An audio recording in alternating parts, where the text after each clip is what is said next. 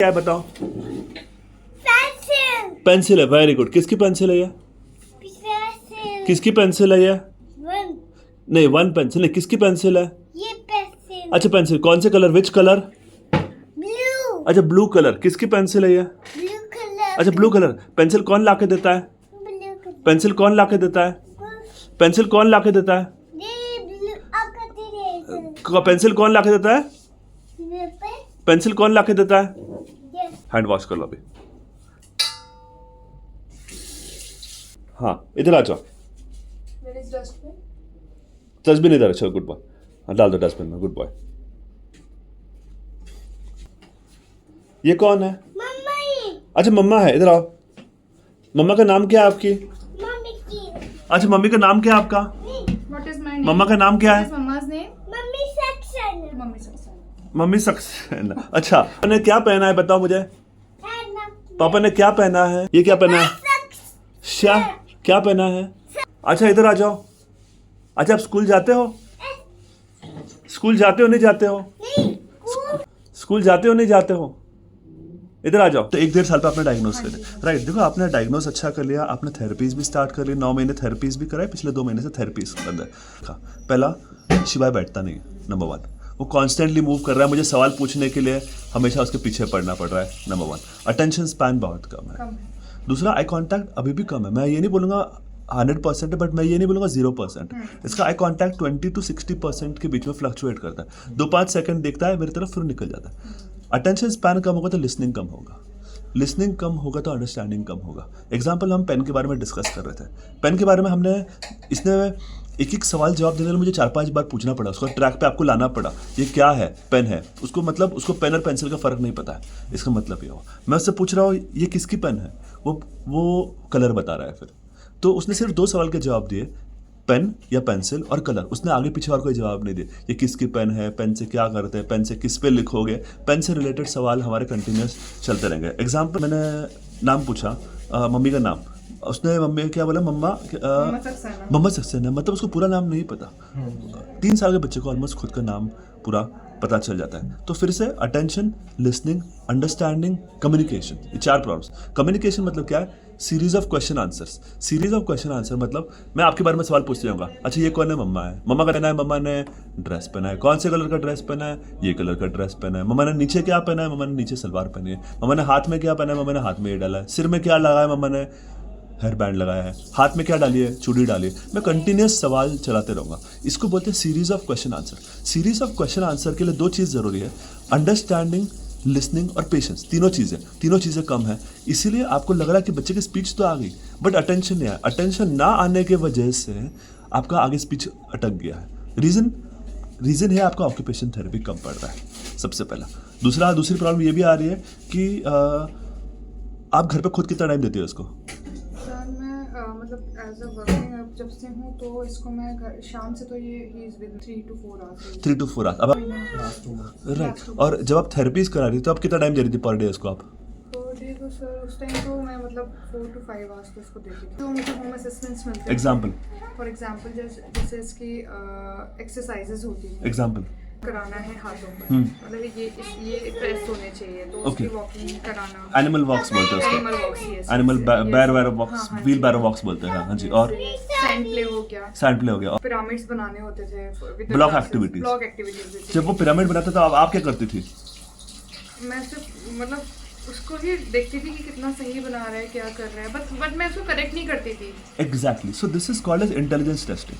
Intelligence testing मतलब क्या होता है, या something called as pattern based learning. Pattern based learning मतलब क्या होता है? आप बच्चे को ब्लॉक्स दे देते हो, आप देखते हो बच्चा ब्लॉक कैसे बना रहा है, एक के ऊपर बना रहा है, कलर वाइज बना रहा है, या जो भी कुछ कर रहा है। इससे ना बच्चे का विजुअल लर्निंग स्ट्रांग हो जाता है, बच्चे का इंटेलिजेंस स्ट्रांग होता है, लेकिन इससे कम्युनिकेशन खराब हो जाता है। कम्युनिकेशन के लिए ना मोस्ट इंपॉर्टेंट स्टेप क्या है? बच्चे से कंटिन्यूअस इंटरेक्शन। तो आपका रोल यहाँ पे बन गया ऑब्जर्वर। तो this is called as observer based parenting. तो बच्चे का सुधार हुआ है थेरेपीज पे, ओके। बट फिलहाल आपकी प्रॉब्लम्स दोनों आ रही है, ऑटिज्म और ADHD दोनों की। मैं दोनों चीज़ें कहाँ पे सेपरेट होगी कोई नहीं बोल सकता। दोनों चीज़ जितना हम बच्चों को अच्छे से ट्रेन करते हैं, ऑटिज्म के सिम्टम्स ADHD में कन्वर्ट हो जाता है। हाँ ठीक है। Yes I can feel that कि अभी जैसे हम पहले जो शिवाय था। क्यों आ रही है? क्योंकि आपने वर्क स्टार्ट कर लिया। वर्क स्टार्ट करने में आपका रोल क्या बन गया ना, आपका रोल बन गया ट्रांसपोर्टर। ट्रांसपोर्टर मतलब क्या होता है कि आप पहले स्कूल डाल देती हो, बाद में दोपहर में स्कूल बेस्ट सो जाता है बच्चा आके 2-3 घंटा, और शाम में आप 1-2 घंटा दे रही हो। तो आप बच्चे के साथ जो एक्टिविटीज़ कर रही हो वो है सिर्फ 2 घंटे के 2 घंटे के लिए एक्टिविटीज़ कर रहे हो। थेरेपीज फिलहाल बंद हो गई। स्कूल में 1:1 अटेंशन मिलता नहीं है, 1:1 अटेंशन मिलता नहीं है, तो इसका ध्यान डिस्ट्रैक्ट हो जाता रहेगा। जो टीचर बोल रही है वो काम करता नहीं रहेगा, ये बैठ जाता रहेगा, उठ जाता रहेगा, खिड़की से बाहर देखता रहेगा, कुछ ना कुछ बिना मतलब के काम करते रहेगा। स्कूल से कोई शिकायतें आ रही है? शिकायतें वही है, बैठता नहीं है। एग्जैक्टली। और दूसरी चीज़ की मतलब बिहेवियरल, मतलब इसका बहुत अनसर्टेनिटी रहती है बिहेवियर में। यू नेवर नो ये कैसे कब क्या रिएक्ट करते हैं। एग्जैक्टली, क्योंकि लाइक ये कंपोनेंट आता है एडीएचडी का। एडीएचडी मतलब बच्चा कॉन्स्टेंटली कुछ ना कुछ कर रहा है, वो जो भी कुछ कर रहा है बिना मतलब के काम है, वो काम का कोई पर्पस नहीं है, उसको रोक नहीं सकते, और उसको कोई उसको सही और गलत का मतलब भी नहीं पता है। मैंने तो इसके स्कूल में ही स्टार्ट किया अभी पढ़ाना ना, आई मीन स्कूल में, तो मैंने ये चीज़ ऑब्जर्व की है, ही नोज कि मम्मा नीचे है, और उसके बाद ये एकदम से ना सर मतलब मेरे पास आ जाता है, मतलब थोड़ा टाइम में, फॉर 1 to 2 मतलब आवर्स के बाद ही इज विद मी, मतलब कि मम्मा को देखना है एक बार। एक्चुअली वो देखो, मतलब इसको ये नहीं पता है ना कि मैंने इस क्लास में बैठना है, ये टाइम पे मैंने ये करना है, इसके दिमाग में आगे मम्मी के पास आना, but this is not a good thing to happen ना। Sir this is the thing कि ना असेसमेंट के लिए हमने आपको क्यों चूज़ किया। मेरे हस्बैंड ना आपकी वीडियोस फर्स्ट डे से ही देख रहे हैं। Okay. मैं और हस्बैंड बिग फैमिली, हम लोग दादू दादी भी हैं घर पे, वी आर वाचिंग इट। तो उसके बाद से हमें थोड़ा आइडिया मिलना स्टार्ट हुआ कि जो उसके सिम्टम्स वगैरह थे। आफ्टर इट अभी मेरे हस्बैंड ने जो हम लोग 2 महीने से हम लोग अभी ऑब्जर्व कर रहे हैं, तो वी थॉट कि हम एक असेसमेंट लेते हैं आपसे। देखो असेसमेंट तो बच्चे का मुझे हार्डली 1 मिनट लगता है, मतलब देख के समझ आता है। अब मैं आपसे बात कर रहा हूँ लेकिन पीछे से सब कॉन्शियसली मुझे पता है कि वो क्या कर रहा है। तो इसमें खाली आप मोस्ट इंपॉर्टेंट पार्ट ये है, ऑटिज्म और एडीएचडी में हमें बच्चे के सिर पे बैठना पड़ता है। सिंपल लैंग्वेज में सिर पे बैठना है मतलब कुछ ना कुछ एक्टिविटीज़ करानी पड़ती है। एक्टिविटीज़ में हम यूज़ करते हैं 2 तरह के principles, instruction based learning, touch and teach principles. Activities कोई भी करा सकता है, टर्न बाय टर्न। आप बिजी हो तो हस्बैंड करा सकते हैं, हस्बैंड बिजी है तो दादी करा सकते हैं, लेकिन दादा दादी पे मैं ज़्यादा छोड़ता नहीं हूँ। हस्बैंड भी वर्क में बिजी। एक्टिविटी के लिए हमें मेडिसिन की ज़रूरत पड़ेगी, मेडिसिन के बिना काम चलने नहीं वाला है। जैसे आप मेडिसिन दोगे, आपको जो आपका स्ट्रगल दिख रहा है, हम पिछले 10-15 मिनट से जो स्ट्रगल कर रहे हैं उसको बिठाने में, वो स्ट्रगल सडनली गायब हो जाता है। ओके। एंड उसकी वजह से आपका जो लर्निंग कर्व है वो बहुत फास्ट हो जाता है। That is the ultimate aim. दूसरा अच्छी बात है आप खुद टीचिंग बैकग्राउंड से, टीचिंग बैकग्राउंड होने का खास होने का फायदा क्या, आप वो भी नर्सरी बैकग्राउंड से सेम ऑलमोस्ट सेम लेवल पे ही हो, आप बच्चे को अच्छे से सिखा पाओगे। लेकिन शुरुआत में he needs 1:1 learning, that is what is more important. Group learning effective नहीं रहेगा, तो इसीलिए आपको मार्च तक सुधार दिखा रहेगा। जब से आपने 2 महीने से स्कूल डाला, आपको सुधार इतना नहीं दिख रहा रहेगा। नहीं है या ध्यान नहीं दे रहा, मैं उसको पकड़ के बैठूंगा और उससे पकड़ के काम करा लो इन सिंपल लैंग्वेज। जैसे मैं अभी आपको एक एग्जांपल देती हूँ, जैसे मैं इसको एकेडमिक्स में लेके बैठती हूँ, he can sit with me for 45 minutes. देखो हमारा मेन टारगेट नहीं, मैं बता नहीं, फॉर सिटिंग स्पैन बता रही हूँ, जब मैं आई एम विद हिम तो ही कैन सिट। एग्जैक्टली, तो दैट इज कॉल्ड 1:1 ना। आप 1:1 बैठे हो, तो बहुत से पेरेंट्स की हमेशा एक ही कंप्लेन आती है, मेरे साथ तो घर पे बच्चा सारा टाइम करता है, स्कूल में ही क्यों नहीं करता है।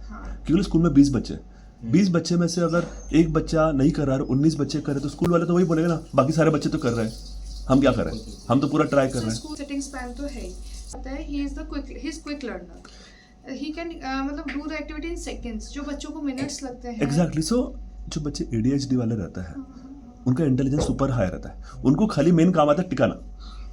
एक बार वो टिकने बैठ गए, आपको लर्निंग पे, मेमोरी पे कोई डाउट नहीं आने वाला है हमें। तो हमें जो भी करना है, combination of medicine plus occupation therapy हम यूज करेंगे for improving is attention, focus and hyper activity. Understanding use built up करने के लिए मेरा यूट्यूब पे वीडियो है जो बुक रीडिंग पे है, मैं आपको पूरा एग्जाम्पल पूरा बता दूंगा, वो हम यूज करेंगे अंडरस्टैंडिंग कम्युनिकेशन बिल्टअप करने के लिए। अब जैसे हमने एक पेन से सवाल किए कि ये पेन किसकी है, क्या है, एग्जाम्पल दो, 2 साल का बच्चा ना सिर्फ 1 सवाल का जवाब देगा, ये क्या है पेन, 1 सवाल। 2.25 साल का बच्चा या 2.5 साल का बच्चा 2-3 सवाल का जवाब दे देगा, ये कौन सा कलर का पेन है बता देगा, ये किसका पेन है वो बता देगा, 2-3 सवाल के जवाब दे देगा। 3 साल का बच्चा ऑलमोस्ट 5 सवाल के जवाब दे देगा पेन से रिलेटेड। 4 साल का बच्चा 10 सवाल के जवाब दे देगा, और 5 साल का बच्चा 15 सवाल के जवाब दे देगा पेन से रिलेटेड। समझ रहे हो? तो हमें वहाँ पे वर्क करना है कम्युनिकेशन पे। अब आपको